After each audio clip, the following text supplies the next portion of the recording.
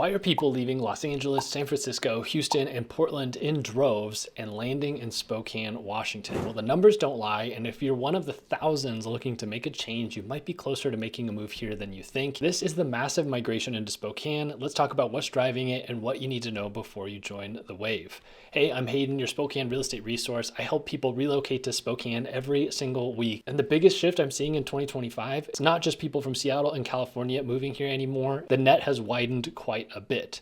Redfin just released data on where buyers are coming from, and let's just say Spokane is on the map in a big way. So today I'm breaking down who's coming here, why they're leaving their city, and what that means for you if you're thinking about making the jump as well. So let's take a look at the data. According to Redfin, these are the top 5 cities where people searched for homes in Spokane this past month. Los Angeles came in at number 1, so California is still high on the list at 460 searches. Houston was number 2 at 260. San Francisco back to California at 194. Then Portland and San Diego. So we have 3 from California still in that top 5.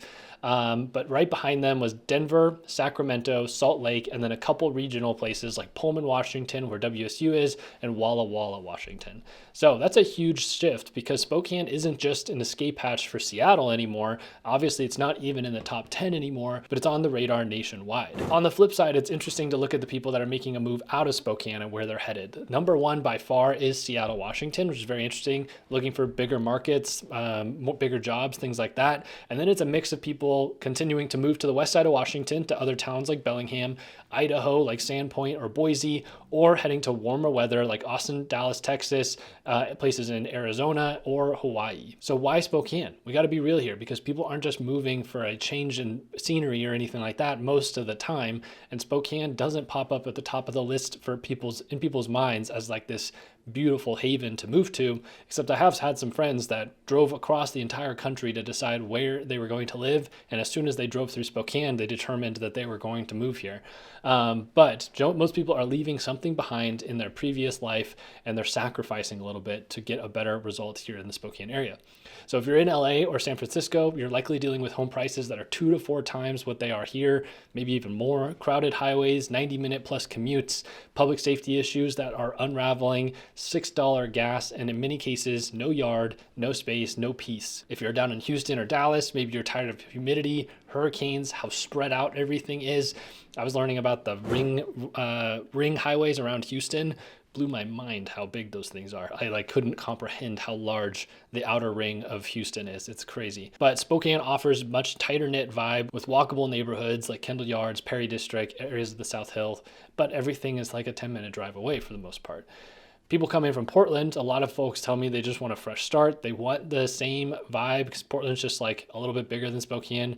They still want arts and culture, things like that, but maybe fewer protests overall. So what are they coming for? Well, they're coming for that lower cost of living, real homes on land, and even just a little bit of elbow room. I've seen pictures of some of my clients' places where they could reach out their arm out the window and touch their neighbor's house.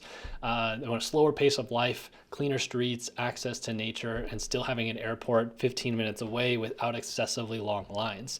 I've had clients move here from all over the country and all over the world to the Spokane area, but one that comes to mind is some clients that moved here from San Jose, Spokane, bought a beautiful new construction home in Trutina by Greenstone out in the Liberty Lake area. It's that 55 plus community with all the amazing amenities. They custom built the house. They were given the floor plan by Greenstone, but they could pick out where every outlet went, every paint color, cabinet color, countertop, all that stuff. And they ended up spending like $750,000, $775,000 on this house. And they came from San Jose where they sold their house for over it was like $2.5 million. And so I just pulled up Zillow to kind of decide, look at what might be comparable to their home. It's hard to find an exact comparison, but even just looking at houses that are 3 bedrooms, 2 baths, less than 2,700 square feet, the lowest option is like $1.4 million. And these aren't even that nice of houses. Like there's a $2 million house that's just like a basic split level house with new LVP flooring and stuff. Like this house would be like $450,000 in the Spokane area, and it's $2.2 million there. So this is why they're moving to the area, is because They specifically were coming here to retire so that their retirement money would go further.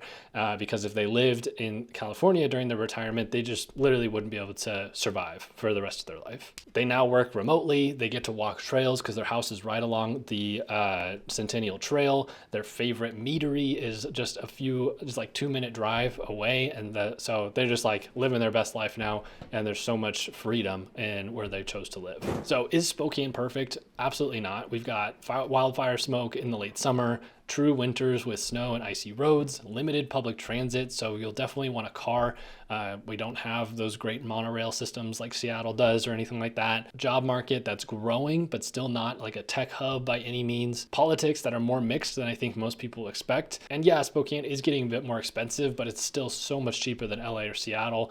But prices are rising fast. And so if you're expecting to grab a house here for $250,000, well, that ship has sailed and you're looking at spending at least $450 to find a halfway decent house. So do your homework, tour neighborhoods, talk to a local. Hey there, I'd love to do that with you, but make sure this is a good fit, not just a cheaper zip code for you. So if you're watching this from LA, Houston, San Francisco, Portland, or even a small town here in Washington, here's what I would tell you.